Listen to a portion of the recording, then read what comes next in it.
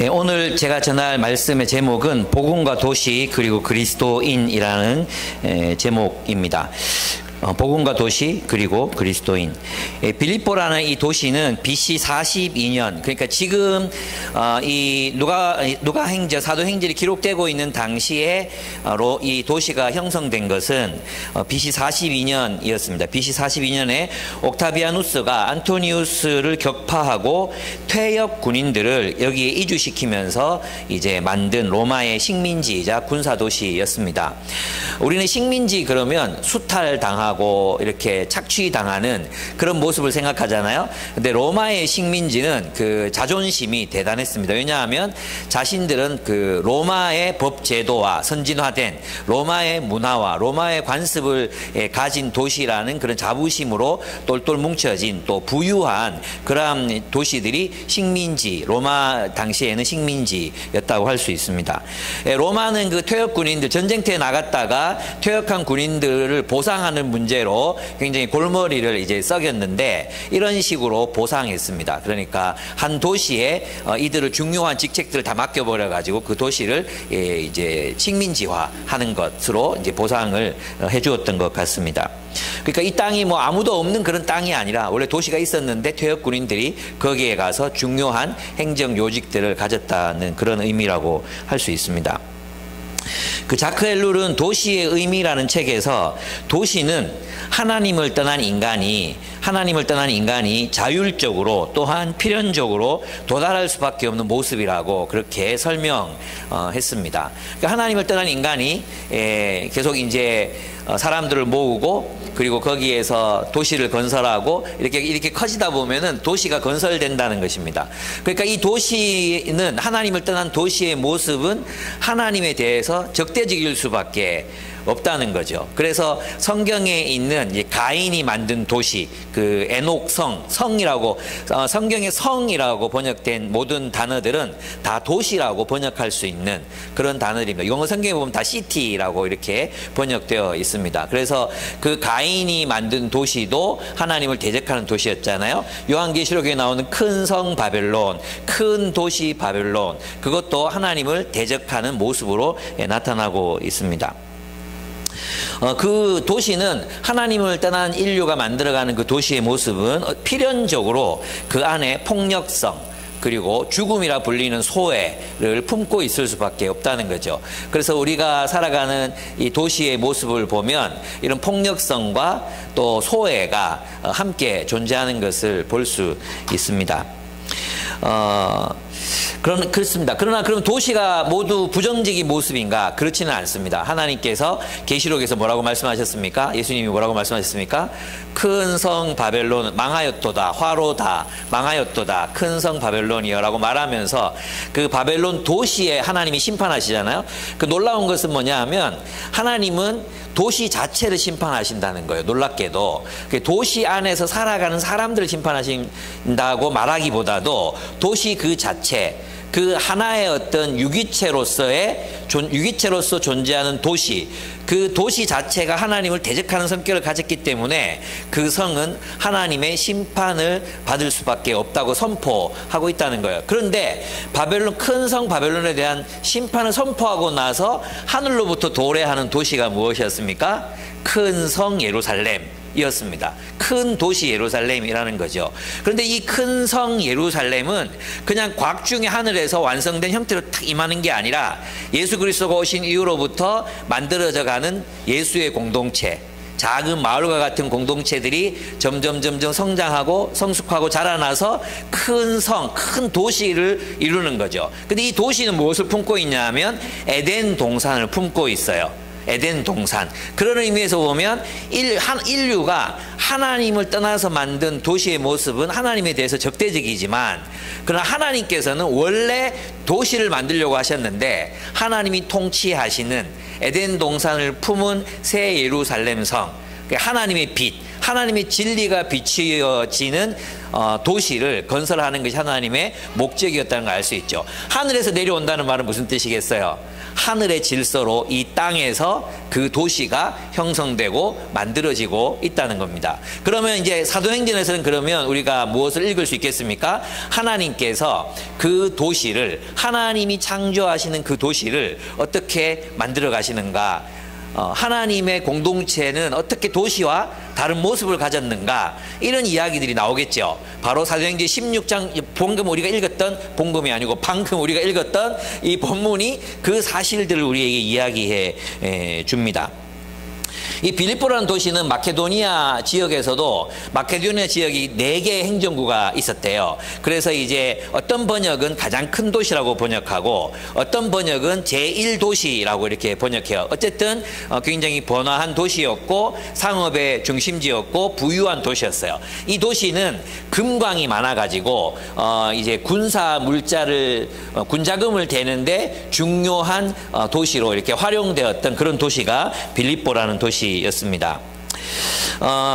이 본문은 그 도시, 자신들이 로마의 식민지, 곧 로마라고 주장했던, 제2의 로마라고 주장했던 빌립보, 그래서 보면 이 뒤에서 바울을 고발하고 나서 이 사람들이 우리 로마 시민이 받지 못할 풍습을 전해, 우리 로마 시민 이걸 굉장히 이제 강조하고 있거든요.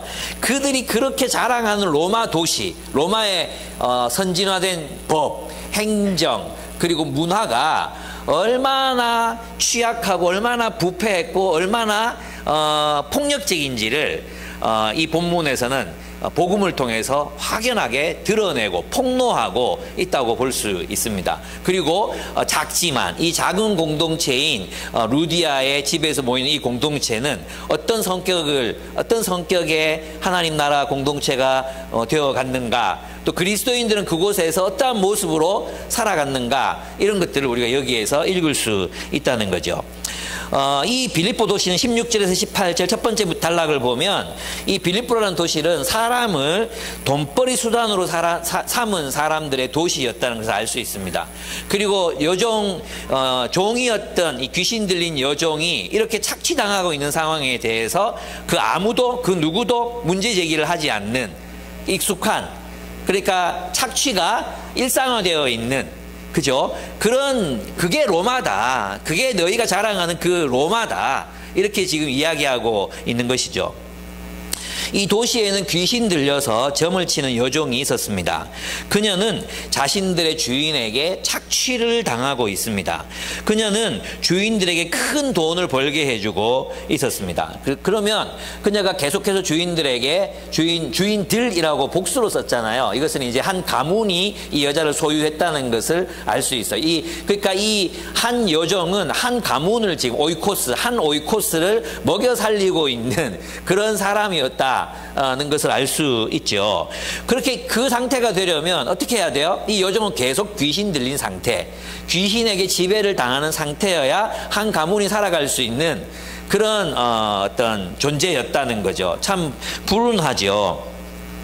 여기서 이제 번외로 이제 약간 옆으로 가서 이 귀신 들림이라는 현상은 실제로 있는 사건입니다.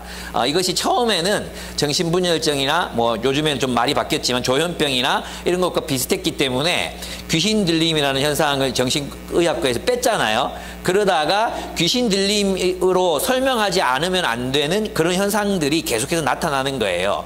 그래서 이제 저는 오은영 박사에게 이제 들은 이제 강의를 통해서 들었던 얘기인데, 귀신 들림이라는 정신과적으로 치료를 할 때 귀신 들림의 현상 자체가 존재한다고, 실존하는 거라고 이제 병명이 있다고 하더라고요. 귀신 들림은 분명히 있습니다. 여러분 유튜브 짤에도 보면 그 무당들 있죠. 요새 20대들이 많이 무당으로 자원하고 있습니다. 직업으로 무당직을 가지려고 하는 사람들이 굉장히 많아졌어요. 그래서 젊은 무당이 진짜 많아요. 교회는 젊은이가 사라져가고 있는데 무당층은 젊은이들이 늘어나고 있어요.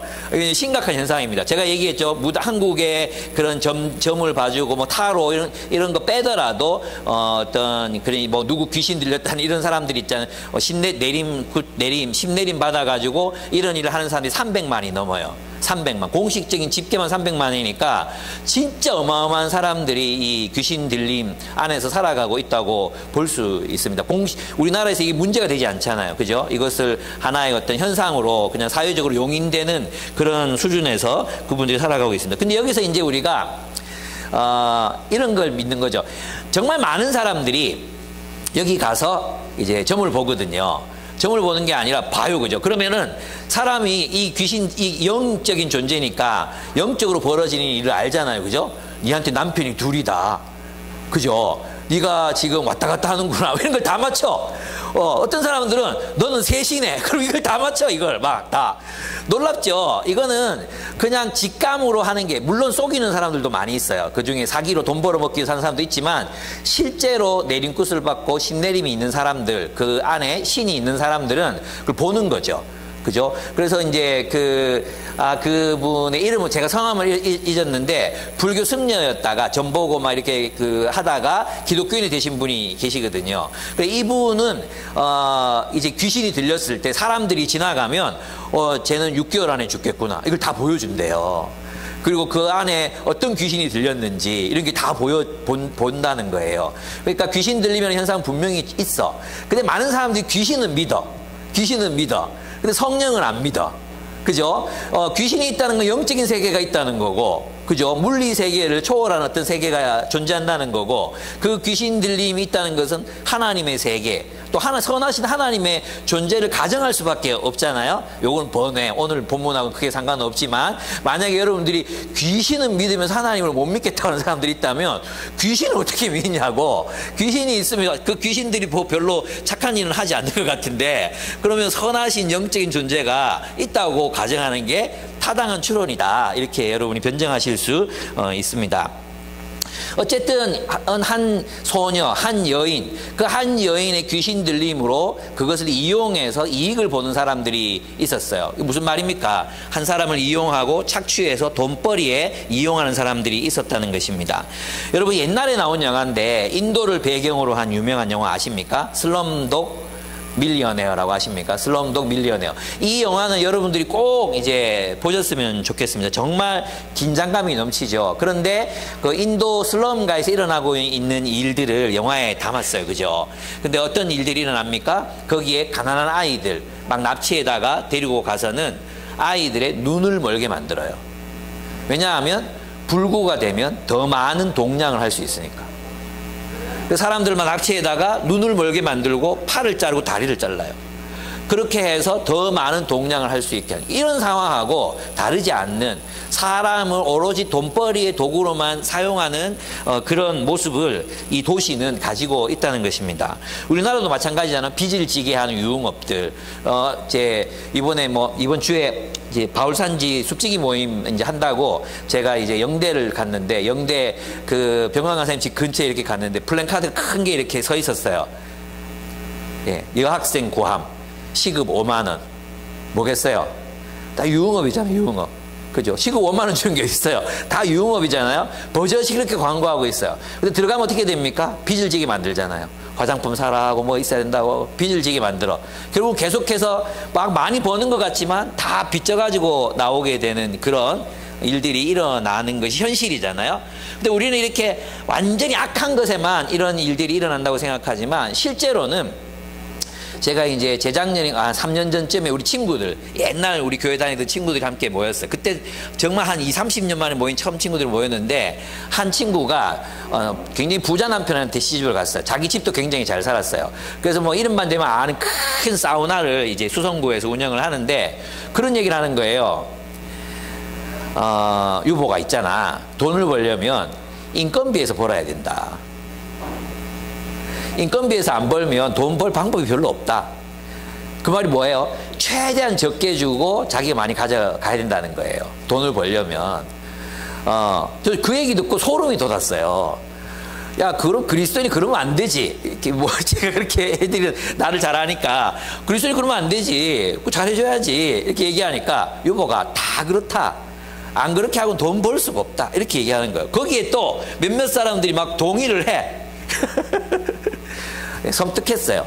어쩌면 오늘날 우리가 살아가는 이 시대도, 우리가 살아가는 이 도시도 똑같은 일들이 일어나고 있다는 것입니다. 사람을 돈벌이로, 사람을 이익의 수단으로 사용한다는 거죠. 그렇습니다. 이런 도시라는 거예요. 너희가 자랑하는 그 로마가 뭐 사람이 받지 못할, 로마 시민이 받지 못할 풍속을 전한다고 그러는데, 너가 지금 만들어 놓은 도시, 그 도시는 사람을 이용해서 돈벌이 이용하고 착취하고 있다. 이것을 누가가 고발하고 있는 것입니다. 바울은 이제 그녀가 바울을 따라다니면서 몇 날 며칠을 큰 소리로 막 이렇게 외치는 소리를 들어야 했습니다. 여러분 이제 이 상황이 어떨까? 여러분 뒤를 따라다니면서 있잖아요. 이 숱한 형제 뒤를 따라다니면서 이 사람은 지극히 높으신 하나님의 구원을 선포하는 사람입니다. 이거를 한 번도 본 적 아니고 매일 뒤통수 따라다니면서 계속 얘기하고 있대. 어딜 가도 뭐 계속 똑같은 얘기를 하고 있다가 한번 상상을 해보십시오. 그럼 어떤 사람은 어제 나눔을 하는데 이거 좋은 거 아이가? 이거 좋은 거 아이가? 이렇게 할 수 있잖아요. 하나님의 이렇게 얘기하니까 귀신이 복음을 전해주는 거잖아요. 근데 사실은 있잖아. 이 여종은, 여종이 말하는 지극히 높으신 신, 이 하나님은 여호와 하나님이 아니야. 제우스예요, 제우스. 그들의 신, 그들의 가장 높은 신을 이야기하는 거. 그들의 신앙 체계에서는 가장 높은 신이 여호와 하나님이 아니잖아요. 그죠? 그래서 사람들이 이 여종의 이야기를 들으면 누구를 떠올리겠어요? 하나님을 떠올리겠어요? 아니면 제우스를 떠올리겠어요? 제우스를 떠올리는 거죠. 그리고 구원을 얘기하잖아요. 그러면 이 시대 사람들이 로마 빌립보로 살아가는 그 시대 사람들이 구원을 뭐라고 떠올렸겠어요? 우리가 생각하는 것처럼 죽으면 천국 간다. 이런 구원 아니었을 거예요. 유대인들이 말하는 하나님 나라 아니었을 거예요. 맞죠? 그럼 무엇을 기다렸겠어요? 그렇죠? 질병으로부터의 구원, 가난으로부터의 구원, 불행으로부터의 구원을 기다렸다는 것입니다. 그러니까 이 여종을 가만히 놔두면 바울이 전하는 복음이 어떻게 되겠어요? 왜곡될 수 있죠.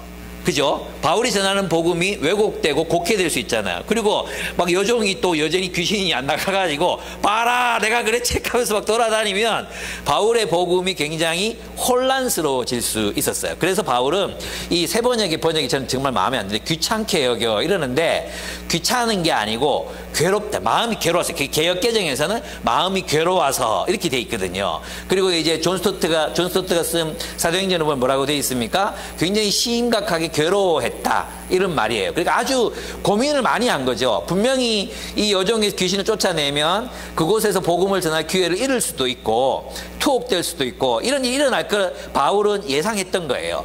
그러나 이 여종이 계속 말하는 걸 내버려 둬서는 온전한 의미에서의 복음을 전할 수가 없었기 때문에 많이 고민하다가 괴로움 끝에 쫓아낸 것 같아요. 첫 번째, 복음을 제대로 전하기 위해서. 두 번째는 이 여인의 해방을 위해서 그렇게 했던 것 같아요. 그러니까 이런 고민을 한 거죠. 이 여인에게서 귀신이 나가면 자기에게 돌아올 손해도 생각한 거죠. 복음이 전해지는데 그게 도움이 될까 안 될까 고민한 거죠. 그러나 어떤 결정을 내리느냐 하면 옳은 일을 하기로 결정하는 거예요.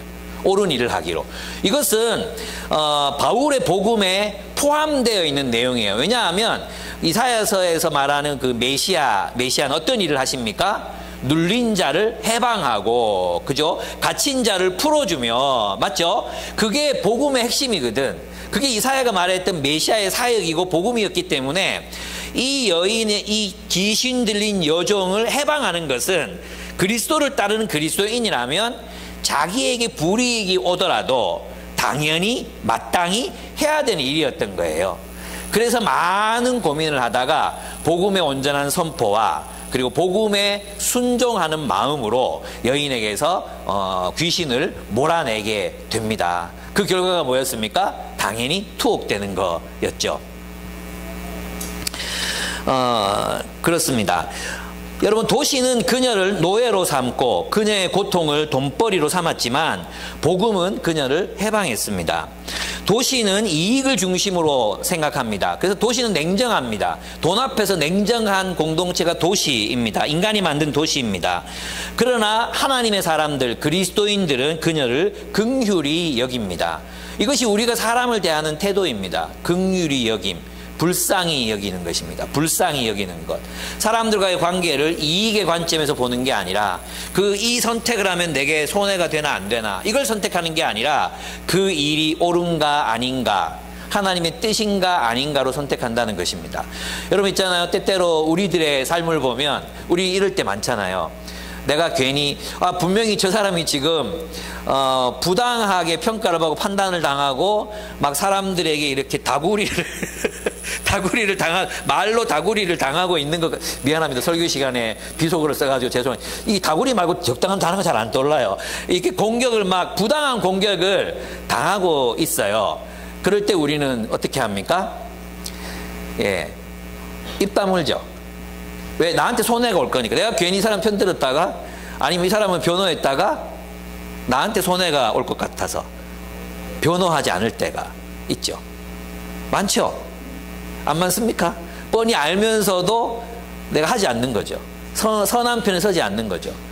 또 그 어떤 일을 선택할 때도 정말 이게 하나님의 뜻인가 진리인가 진실인가를 가지고 판단하는 게 아니라 뭘로요? 이게 내게 이익이 되는가 손해가 되지 않는가. 손해가 되는 결정들을 하려고 하지 않죠.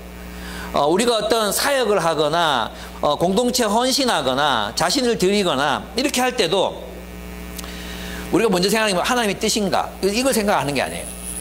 하나님의 뜻입니까? 하나님의 뜻이면 순종하겠습니다. 이게 아니라 이걸 하면 내가 얼마나 피곤해질까? 이걸 하면 내 개인 생활이 얼마나 없어질까? 이걸 맡으면 내 돈이 얼마나 나가게 될까? 이런 거 먼저 생각하잖아요. 이런 거 먼저. 언제 우리가 하나님의 뜻을 생각하고 하나님의 뜻을 순종하라고 할 때 이게 기준이 될 수 있을까요? 하나님의 뜻인가? 예. 옳은 일인가? 그것이 선을 이루는가? 그리스도인은 그것에 헌신하는 사람들이잖아요. 근데 우리는 언제부턴지 그게 나를 피곤하게 만들지 않는가? 그게 나의 사적인 시간을 빼앗아가지 않는가? 내 개인 시간을 빼앗아가지 않는가? 이런 것들로 선택하고 결정하고 있잖아요. 예, 우리는 다시 돌아와서 하나님의 뜻이 무엇인가?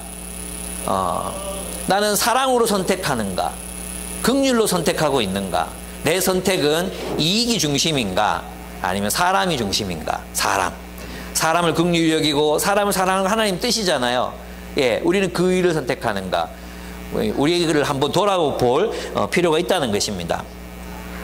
그래서 두 번째 이 도시는 19절에서 24절을 보면 굉장히 진도가 빠르지 않습니까? 그죠? 19절에서 24절을 보면 이 도시는 거짓과 폭력으로 가득 차 있습니다. 요종은 그래서 바울이 요종에게서 귀신을 몰아내 버렸어요. 그래서 이제는 더 이상 요종이 보이질 않아. 아무것도 뭘 보이질 않아. 더 이상 점을 볼 수 없게 됩니다. 그래서 요종의 주인들은 바울을 통해서 그렇습니다. 요종의 주인들은 더 이상 이익을 볼 수가 없게 돼요. 그럼 이 상황이었다면 여러분들이 바울의 주인이라면 어떻게 해야 되겠습니까? 이익에 사로잡혔기 때문에 그들은 마땅히 보아야 될 걸 보지 못해요.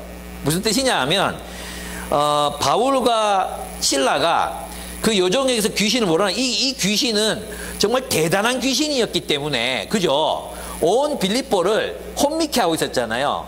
그리고 큰 돈을 벌어들이고 있었잖아요. 아마 빌립보 도시에 사는 사람들 다 이 요종의 이 사람에게 가가지고 자신의 운명을 묻고 막 이렇게 했을 거예요. 그죠? 그 도시에서 정말 유명한 여신 같은 존재였단 말이에요. 그런데 하나님이 이 사도들이 예수의 이름으로 그 귀신을 쫓아냈다면 당연히 그들은 무엇을 보아야 했을까요? 하나님을 봐야 되죠. 하나님.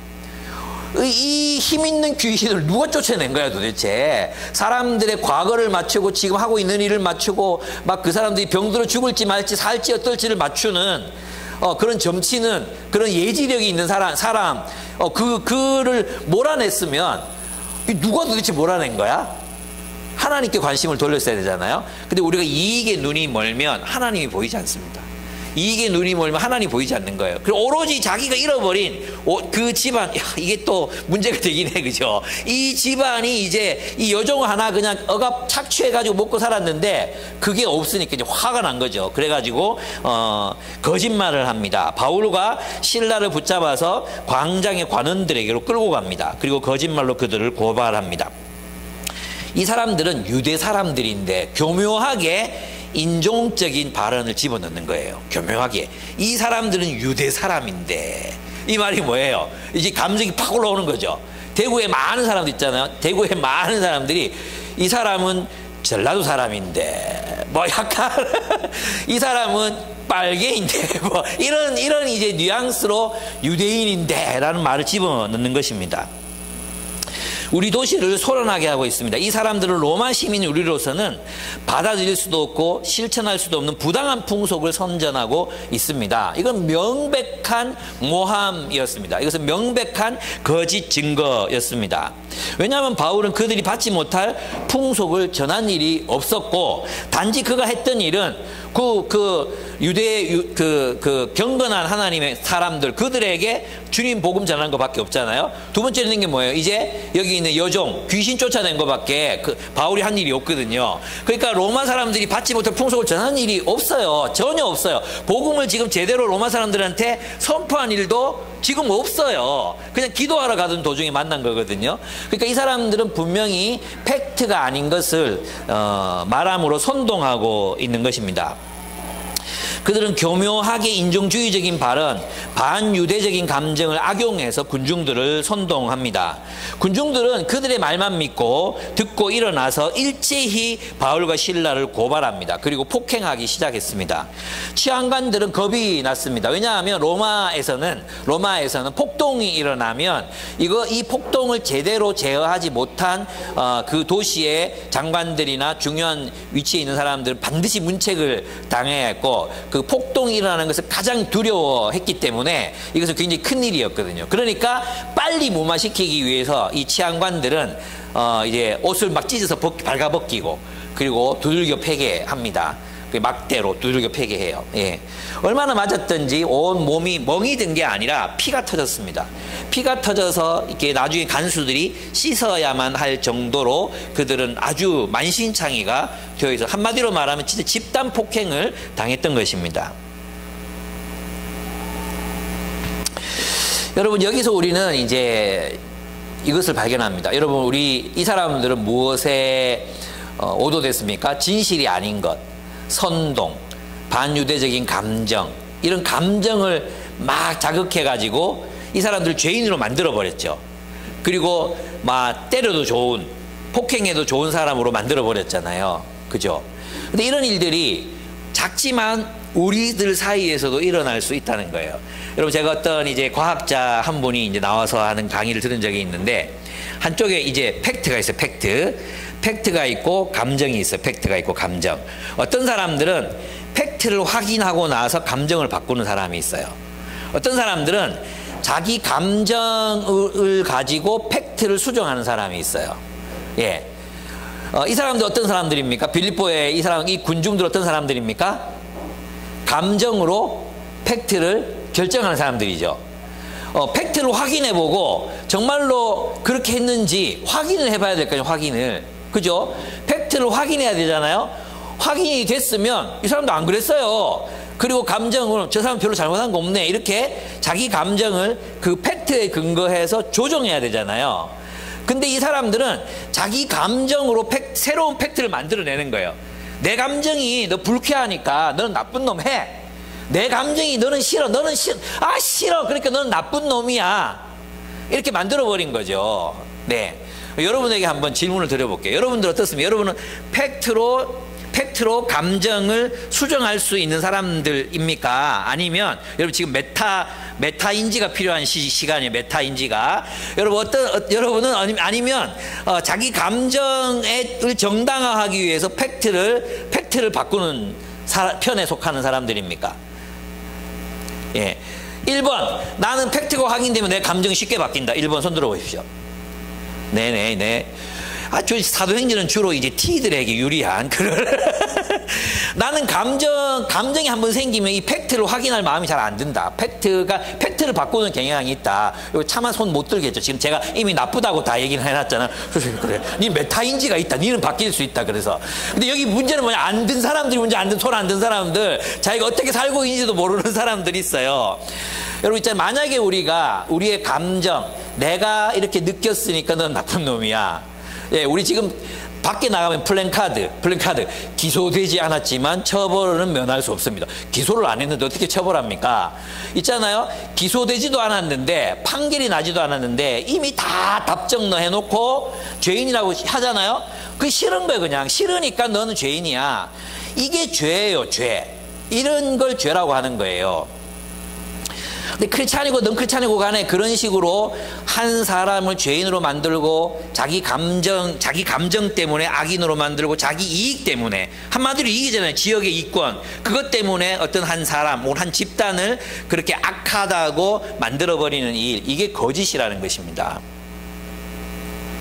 이게 이 로마 군중들이 했던 일이라는 거예요. 만약 우리가 우리의 감정에 맞추어서 사실을 왜곡한다고 하면 우리도 바울과 시라를 두들겨 팼던 그 로마의 치안관들, 로마의 군중들과 다를 바 없는 사람들이 될 수 있다는 것입니다. 그래서 여러분 항상 있잖아요. 뭐 해야 합니까? 우리는 항상 팩트를 확인해야 합니다. 팩트, 사실이 무엇인가. 그것을 확인해서 우리의 감정을 가지는 사람들이 그리스도인이라고 할 수 있습니다. 여러분 이 도시에는, 특별히 우리 대한민국은 뭐 다 도시화 됐잖아요. 이 도시에는 거짓과 폭력이 난무합니다. 만약에 그래서 여러분이 어떤 한 사람의 생애를 판단할 때는 뭐 하라 그랬어요? 우리 해리긴 목사님 옛날에 수련회 오셔가지고 정말 유명한 말, 저는 그 말이 이상하게 지금까지도 말이 많이 남아있거든요. 한 사람을 평가하려면 뭘 봐야 된다 그랬어요? 그 사람의 말을 볼 게 아니라 살아온 삶의 궤적을 봐라. 삶의 궤적. 예. 저는 해군이니까 항적이 뭔지 알거든요. 항적이 뭡니까? 배가 지나가고 남는 자리가 항적이거든요. 항적. 인생, 사람들이 살아온 삶의 그 흔적이 삶의 궤적, 항적이거든요. 비행기가 하늘을 콱 달고 나면 뒤에 꼬리 달리는 게 있잖아요. 아, 저 비행기가 어디서 왔구나를 알 수 있는 그 궤적. 그게 궤적이거든요. 그래서 여러분 어떤 사람의 말이나 어떤 사람의 판단이나 어떤 사람들의 행동을 여러분이 저지할 때는, 분별할 때는 뭘 하는 거예요? 그 사람의 항적, 그 사람이 살아온 삶의 궤적을 보고 그 사람을 판단해야 되는 거죠. 내가 그 사람이 싫다고 해서 그 어떤 행동을 우리의 프레임 속에 집어넣으면 안 된다는 거예요. 우리 자신들의 프레임 속에 집어넣어가지고 보면 안 된다는 거예요.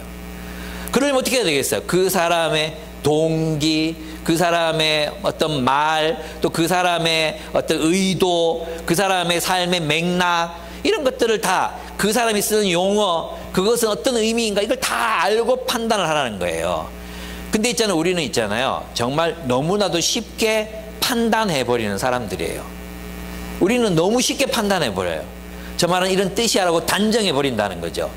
그러면 거기에서 뭐가 오해가 일어나고 갈등이 일어나고, 특별히 결혼하면 더 그렇잖아요. 그죠? 그냥 단정해버리는 거. 이 말이라고 그냥 단정해버리는 거 있잖아요. 네.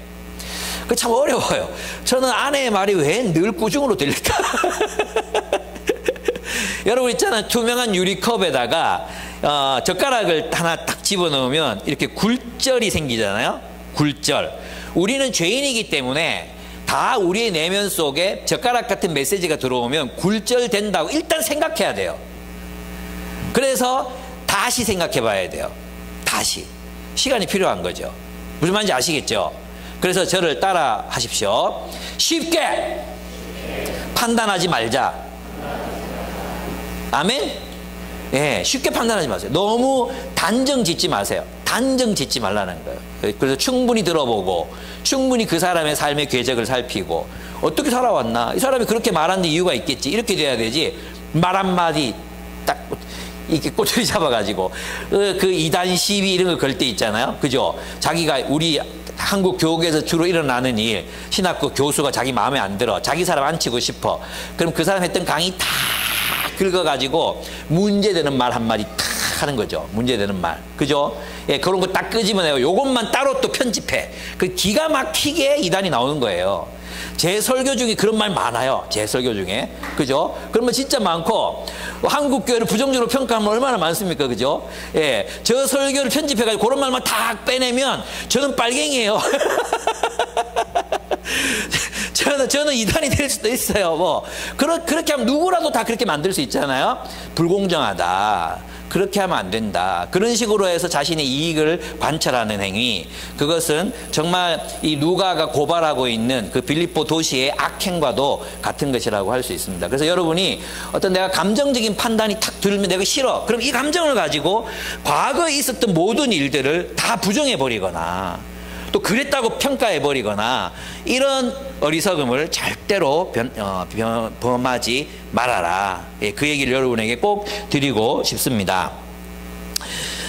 네, 그렇습니다. 도시는 어떻습니까? 이 빌립보 도시는 진실도 사람도 희생시켜서 자기의 이익을 지키고 보복하려고 합니다. 이게 빌립보 도시입니다. 이런 사람을 멀리하는 게 좋습니다. 이런 사람들, 진실도 사람도 희생시켜서 자신의 이익만을 추구하는 사람들, 이런 사람들은 곁에 절대로 두시면 안 됩니다.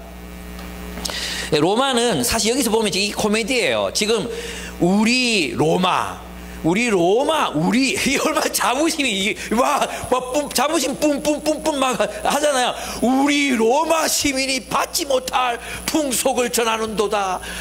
이런 말이잖아요. 근데 이 우리 로마가 얼마나 허약하고 비열하고 비굴하고 더럽고 치졸하고 치사한지가 다 드러나고 있지 않습니까? 그러니까 로마는 자신들의 우월한 법체계와 문화를 자랑했지만 실제로 그들은 보잘것없는 형편없는 그런 도시일 뿐이었다라는 것을 누가가 드러내고 있습니다. 그러나 그리스도인들은 그 가운데서 달랐다는 거예요. 어떻게 달랐습니까? 그들의 신분에 위협이 될 걸 알았지만 한 사람을 해방하는 것, 한 사람에게 노임을 선포하는 것, 이것이 더 중요했다. 예, 복음을 선포하는 소명이 더 중요했다는 것입니다. 이것이 그리스도인의 자세입니다. 그리스도인에게는 한 사람의 생애보다 한 사람의 그 생보다 더 중요한 게 없습니다. 예. 세 번째로 복음으로 사는 사람, 오늘 진짜 너무 진도가 빨리 나가지 않습니까? 예, 복음으로 사는 사람들의 공동체. 예, 이건 뭐냐면 앞부분에서는 빌립보 도시에서 일어나고 있는 일들, 그죠? 어떤 일입니까? 폭력, 위선, 기만, 그리고 있잖아요, 착취, 이런 것들이 가득한 도시 모습이잖아요. 이 영화 가운데서도 보면 도시를 그린 뭐 화양연화라든지 유명한 그런 영화들이 있잖아요. 도시는 비정해요. 비정도시도 있구나. 그죠? 도시는 비정해요. 도시는 굉장히 차가워요. 도시는 이익에 따라 냉정하게 행동하는 집단입니다. 그런 공동체가 도시입니다. 그런 도시를 우리도 살아가야 돼요. 그리스도인들도 살아가야 되는 거예요. 그죠? 그러면 그리스도인들은 그 도시 가운데서 어떻게 살아가요? 이 비정한 도시 속에서 우리는 어떻게 살아가야 되는가 하는 거죠. 첫째, 여러분 그 부당한 고난을 당하잖아요. 바울과 실라는 지금 부당한 고난을 당해요. 그것도 아주 모진 고난을 당했어요. 두들겨 맞고 살이 터지는 그런 매질을 당해야 됐거든요. 난 이거 상상만 해도 너무 무서워요. 저는 중고등학교 때 하도 많이 맞아가지고 그 빠따 그거 몇 대 맞는 거 한 3대 4대 맞는 것도 진짜 힘들어 했거든요. 그래서 뭐 집에 가면 여기 줄 막 서 있고 있잖아요. 내일 또 맞는구나. 옛날 생각하면 교권이 너무 강화돼서 안 되고 교권이 너무 없어도 안 되고 인간은 정말 이 중간을 지키기가 어려운 존재인 것 같아요. 또 너무 강화되고 또 그런 일이 나타날지 모르잖아요. 그죠? 하여튼 그래요. 어쨌든 그런 폭력이 너무 싫거든요. 그런데 이 완전 집단 린치를 당한 거예요. 린치를. 정말 이럴 때 여러분 어떻게 하겠습니까? 그래서 던져졌어요. 깊은 그 감옥. 여러분이 터키에 가면 이 감옥들이, 그 옛날 감옥들이 있어요. 그냥 토굴이에요, 토굴. 땅 깊게 파가지고 창살 박아놓고 그 안에다가 그냥 차고 채워가지고 이제 놔둔 거예요. 바위 같은 데다가 박아가지고 이게 차고 채워놓고 그냥 둔 거예요. 그게 얼마나 열악한지 모릅니다. 상처는 아프죠. 여러분 맞을 때는 안 아프잖아요. 맞고 나면 아프잖아요. 그날 밤부터 막 아프단 말이에요. 이건 진짜 보통 아픈 게 아니에요. 예, 그런 상황에서 그들은 무엇을 하면 부당한 고난. 여러분이 주를 위해 살다가 두들겨 맞았어. 주를 위해 살다가 재산을 잃었어. 주를 위해 살다가 참 불행한 일을 당했어. 그럴 수 있잖아요. 그죠? 주를 위해 살다가. 그러면서 일어날 수 있어요. 바울도 주를 위해 살다가 어떻게 됐습니까? 두들겨 맞았어요. 감옥에 갇혔어요. 지금 풀려날지 안 풀려날지도 모르는 상황, 어떻게 될지 알 수 없는 그런 상황 속에서 그들은 무엇을 했습니까? 찬양하고 기도합니다. 그리고 그 찬양과 기도 소리를 감옥에 있는 모든 사람들이 다 들었습니다. 그들의 마음이 평안해졌을 것입니다. 여러분, 바울과 실라는 왜 찬양하고 기도했을까요? 그 아픈 신음이 터져 나오는 정말 막 아파서 죽겠는 고통스러운 그 순간에 저는 이거라고 결단이라고 생각해요. 내가 이런 고난을 당해도 하나님은 여전히 선하시니 나는 하나님의 선하심을 신뢰합니다. 이 내가 아무것도 할 수 없는, 좀 뭘 할 수 있겠어요? 착고에 차여가지고 아무것도 할 수 없는 이 상황이지만 하나님이 나를 여기로 보내셨으니 여기에서 내가 할 일이 있을 거라고 믿습니다. 주님, 그 일을 위해서 우리를 자유케 해 주십시오. 하나님을 찬양합니다. 이것은 뭐냐 하면 그 와중에도 하나님을 신뢰하겠다는 결단이죠.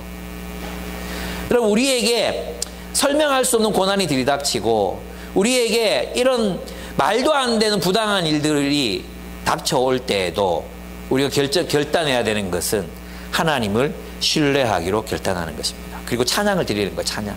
여러분, 그래서 여러분이 외우고 있는 찬양이 좀 많았으면 좋겠어요. 예. 근데 요즘 찬양에 대해서 반복을 좀 많이 해야 돼. 반복. 예. 반복을 많이 해서 좀 외우는 찬양이 있어야 그래도 우리가 길을 가면서는 생각은 날 거 아니에요. 그죠? 근데 저는 요즘 찬양이 생각이 잘 안 나요. 예. 여러분은 다 외우는 찬양이 있습니까? 우리는 주로 찬양을 듣죠. 그죠? 찬양을 듣지 같이 찬양을 하지 않잖아요. 그죠? 저는 우리가 찬양을 좀 이렇게 드렸으면, 하나님을 예배했으면 좋겠어요. 하나님을 예배하고 찬양하고, 우리가 아무것도 할 수 없는 그 상황에서는 기도밖에 할 수 없잖아요. 기도하는 겁니다. 놀랍게도 그 기도에 응답하시고 하나님께서 큰 지진을 보내셔서 그 감옥을 통째로 흔들어 버리십니다. 여기에 의로운 자를 가두지 마라. 여기에 의로운 자를 가둘 수 없다. 하나님께서 기적으로 그 감옥을 흔들어 버리시는 것입니다.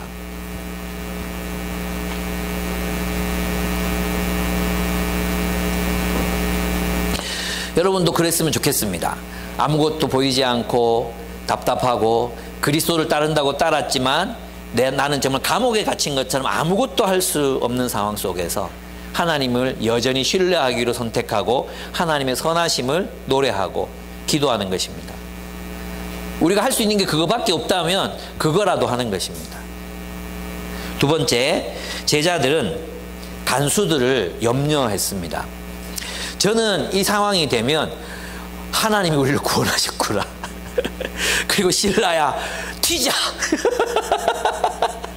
이러고 막 달아났을 것 같아요. 하나님이 주신 기회다 하고 막 여러분 나오세요. 그러고 막 하나님이 여러분을 내박이셨습니다.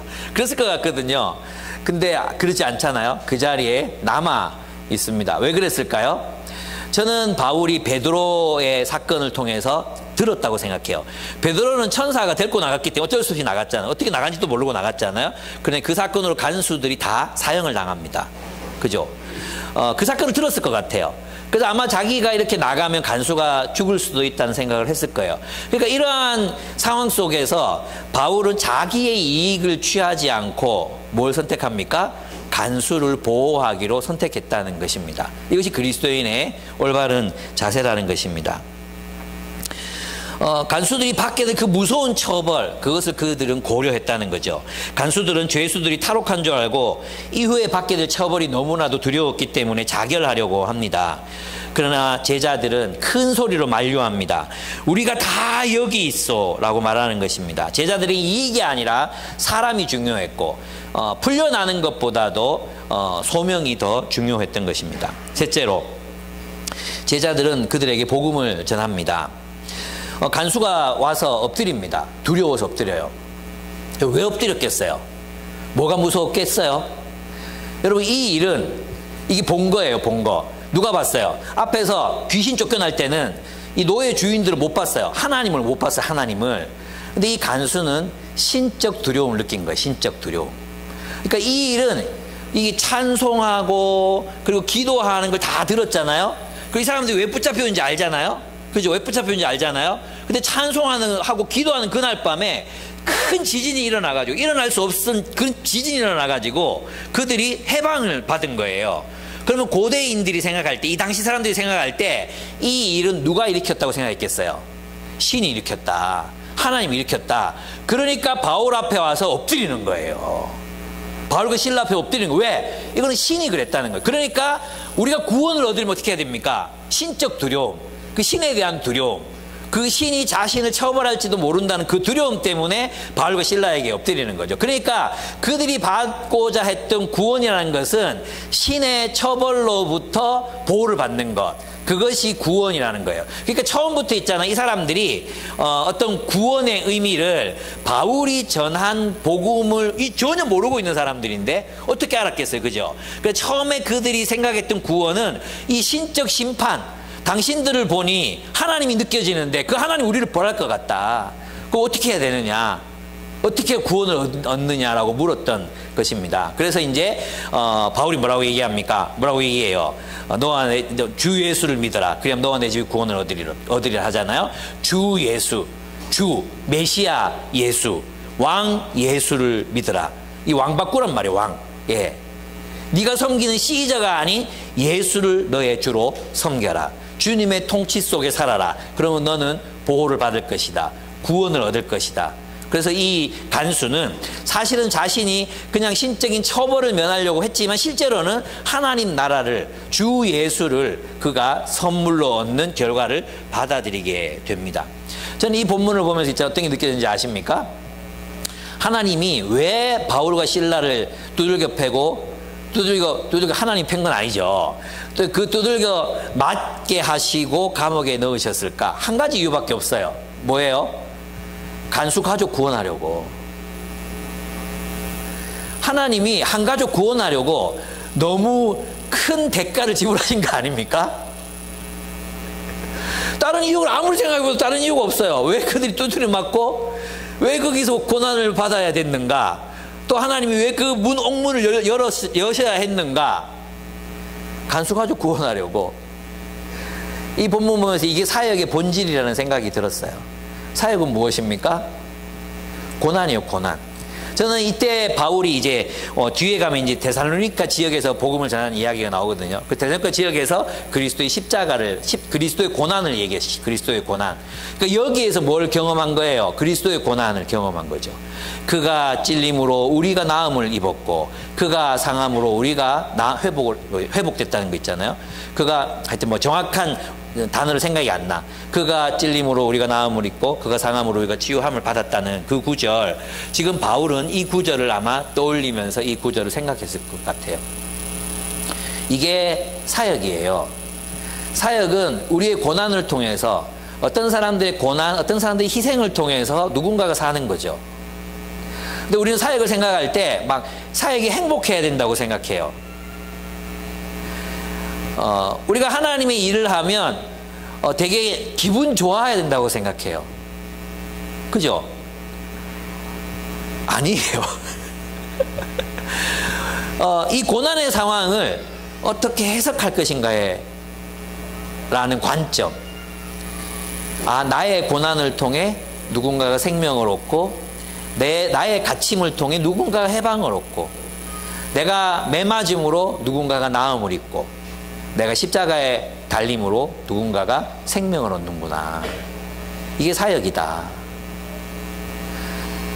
그렇죠? 그리스도인은 이런 삶으로 구원을 받습니다. 이런 삶을 위해 구원을 받은 사람들입니다. 근데 우리는 너무나도 우리 자신이 손해보지 않으려고 하고, 사역을 해도 막 기쁘고 즐겁게 막 행복한 기분 가운데에서 사역을 하려고 하고, 바울과 바나바가 이렇게 두들겨 맞으면서 기분이 좋았을까요? 변태도 아니고 이렇게 막 두들겨 맞으면서 막 기분이 좋아지고 막 주를 위하여 고난을 받는구나, 때려라, 때리면 때릴수록 나는 기쁘다, 이랬을까요? 아니에요. 정말 죽을 맛이었을 거예요. 정말 힘들었을 거예요. 그래서 찬양하잖아요. 그래서 힘들어서.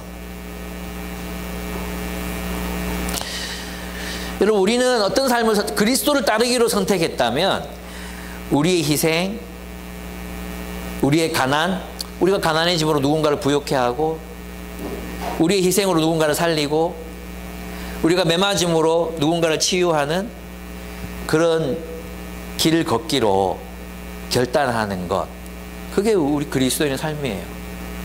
예. 생각해보니까 그게 목회더라고요. 예.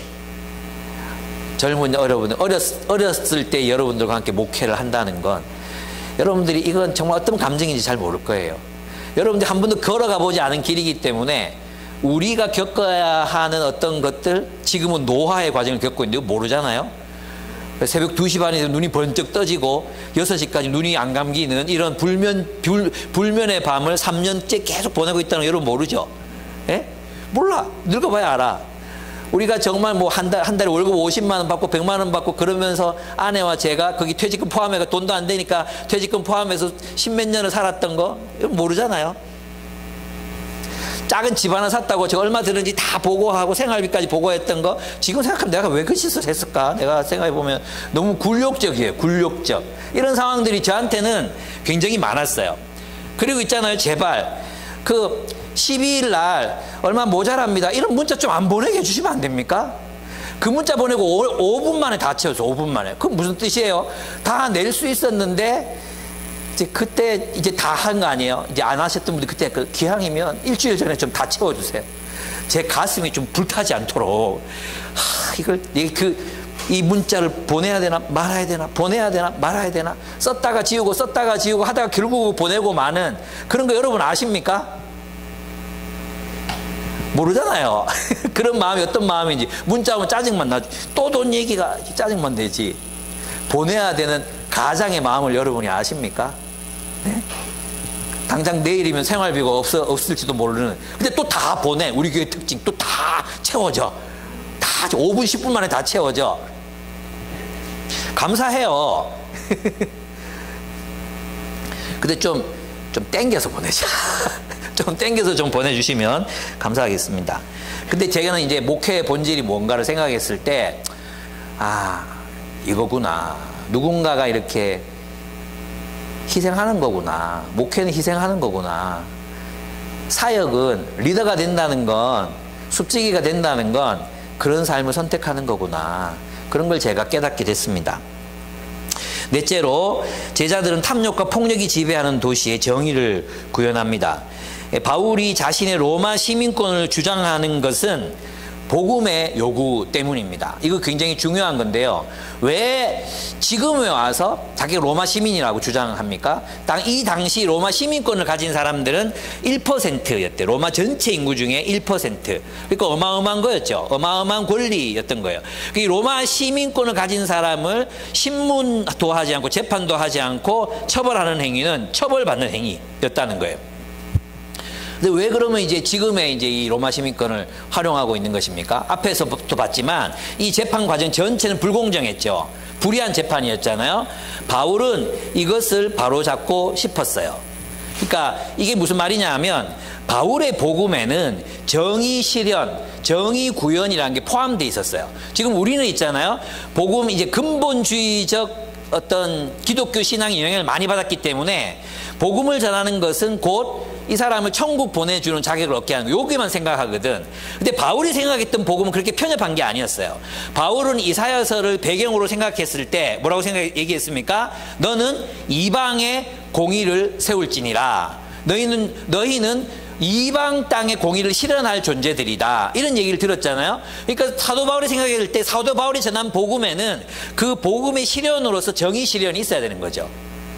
그래서 바울은 나가지 않습니다. 이것은 부당한 일이다. 그래서 바로 잡아야 된다고 생각했어. 그래서 관리들을 데리고 와라. 그리고 우리를 에스코트해서 데리고 나가라. 모시고 나가라. 이렇게 표현을 해요. 영어 성경에 보면 에스코트라고 돼 있어요. 데리고 모시고 에스코트해서 나가라. 오늘날로 말하면 오토바이 몇 개 세우고 그다음에 이용 이거 달고 이게 데려달라는 것입니다. 그래서 성문까지 데려다 줍니다. 왜 이렇게 했을까요?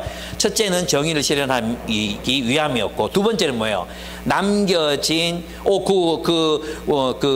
여종의 주인들 같은 사람들이, 그리고 루디아와 이런 사람도 어떻게 해코지 할지 알 수가 없잖아요. 그래서 자신이 특별한 그 권력을 가진 배후가 있다는 것을 그 빌립보 사람들에게 알리기를 원했던 거죠. 그러니까 바울은 자신의 지위와 어떤 특혜를 무엇을 위해서 사용합니까? 사랑과 정의를 위해서 사용해요. 이게 굉장히 중요한 거예요. 보통 사람들은 지위와 권력을 무엇을 위해 사용합니까? 자신의 이익을 위해 사용하잖아요.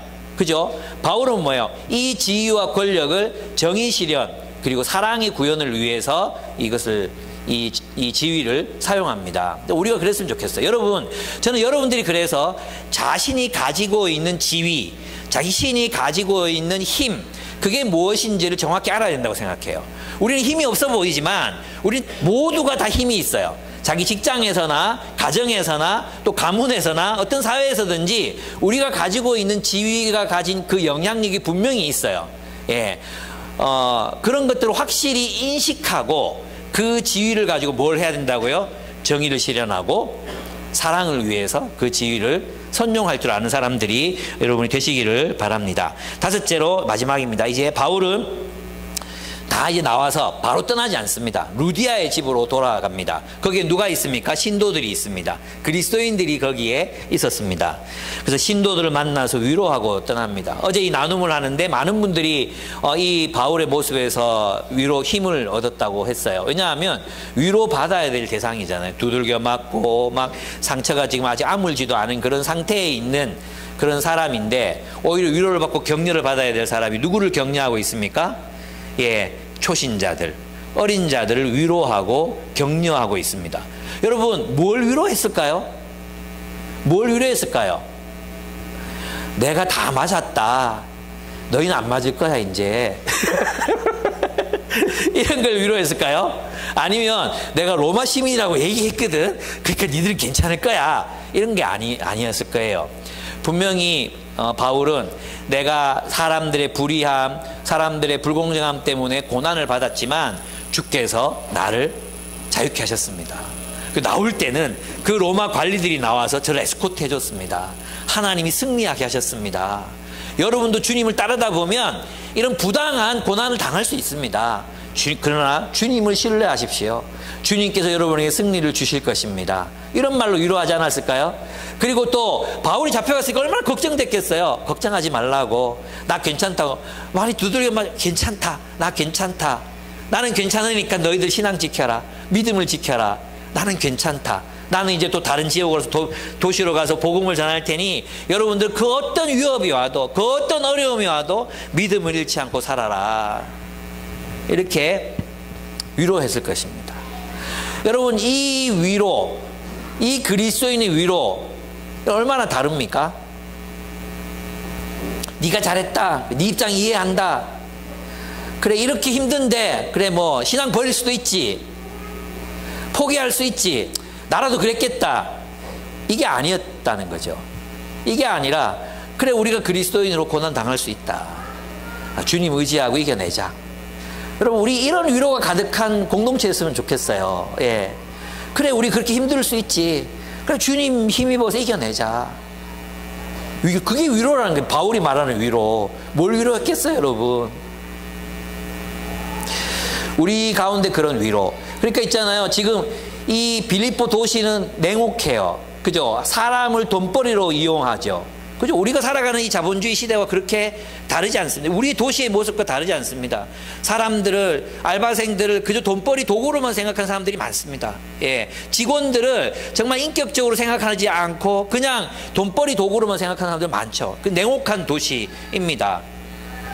우리가 살아가는 이 도시는 또 폭력, 거짓, 기만으로 가득 차 있습니다. 그런데 바울이 그 복음을 가지고 만들어낸 도시, 만들어낸 마을, 그 작은 공동체는 어떠했습니까? 그들은 진실했습니다. 그들은 진리를 따라 진리를 선택했습니다. 그들은 고난 가운데 있는 사람들을 위로하기로 했습니다. 그들은 억압받고 있는 사람을 자유케 했습니다. 여러분, 이것이 도시 속 이 도시, 이 냉정한 도시를 살아가는 그리스도인들의 모습입니다. 우리가 이 세상에서 만들어내야 할 공동체의 모습인 것입니다. 냉정하고 자기밖에 모르고 자기중심적인 그런 사이코패스 같은 사이코패스인 그런 사회 문화 속에서 우리는, 그리스도인들은 정말 사람다운 진실하고 서로를 사랑하고 긍휼히 여기고 서로를 위로하고, 내 아픔이 크지만, 내가 더 아프지만 아픈 사람들을 보면 견디지 못하고 그들이 신앙을 격려하고, 그래서 하나가 되어가고 새로운 공동체, 새로운 도시, 새 예루살렘이 만들어지는 그런 것들이 우리의 소명이라는 거죠. 여러분, 이 냉정한 도시에 그렇게 따뜻한 세계를 창조하는 여러분들이 되시기를 바랍니다. 이것이 우리가 살아가는 현실 세계입니다. 이것이 우리가 살아가는 그리스도가 창조하신 사랑의 세계인 것입니다. 함께 기도하겠습니다.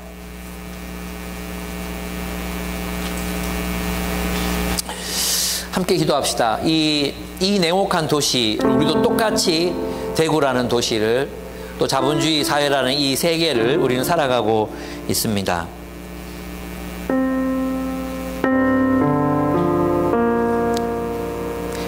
애들이 말을 하다가 뭘